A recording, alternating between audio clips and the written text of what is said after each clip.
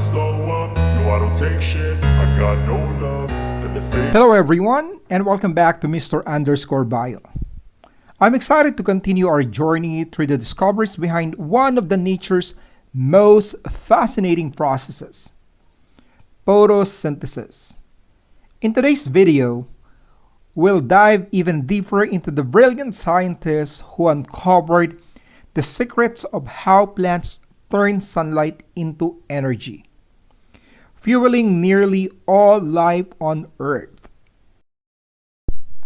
This is part 2 of our photosynthesis series. Let's get started.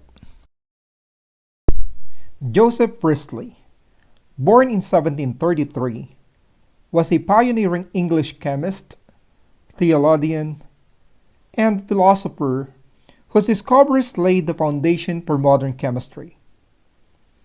Today, we'll take a closer look at Priestley's groundbreaking experiments, his discovery of oxygen, and his work with plants that eventually led to the early insights into photosynthesis. In 1774, Priestley conducted one of the most famous experiments of his career. He used a burning glass to focus sunlight onto mercuric oxide, or HGO. The heat caused the mercuric oxide to break down, releasing a gas. When Priestley tested this gas, he observed something remarkable. It allowed a candle to burn brighter and a mouse to survive longer in a sealed container.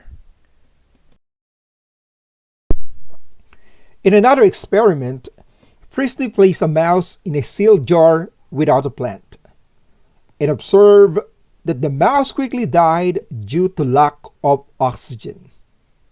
However, when he placed the plant in a separate sealed jar with the mouse survived longer. Priestley concluded then that plants refresh the air in a way that it was essential for respiration.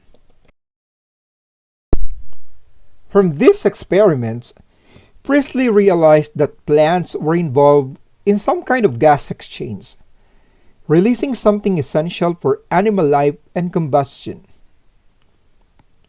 Today, we understand that plants take in carbon dioxide and release oxygen through the process known as photosynthesis, a discovery that was built upon Priestley's early insights.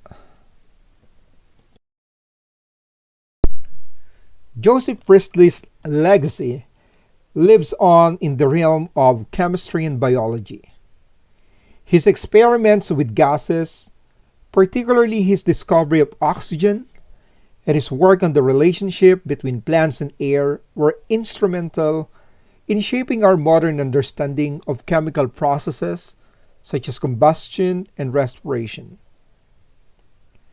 Though some of his ideas were later corrected, Priestley's work remains foundational to the fields of chemistry, biology, and even in environmental science.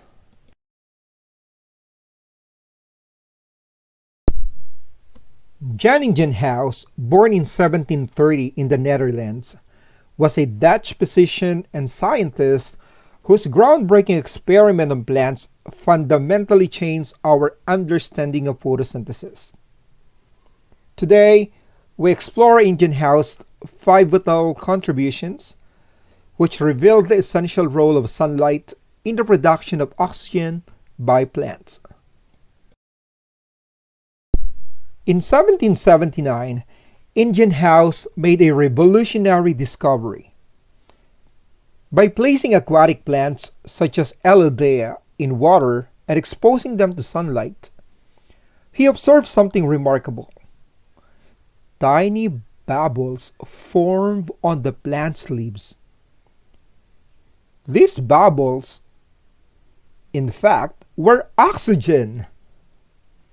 And Ingenhousz concluded that sunlight was necessary for plants to produce oxygen. Ingenhousz also discovered that only the green parts of plants, such as leaves, were involved in oxygen production. While he did not know it at the time, this observation veiled the role of chlorophyll in photosynthesis, a discovery that would not be fully understood until decades later.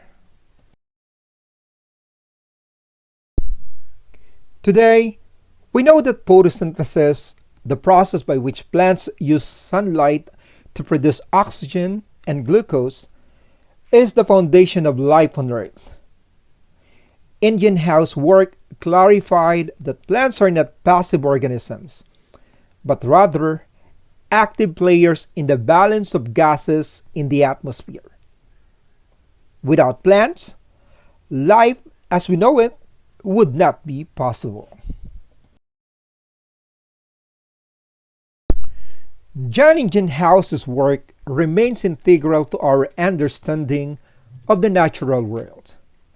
His pioneering experiments opened the door for further discoveries in photosynthesis, ecology, and the essential processes that sustain life on Earth.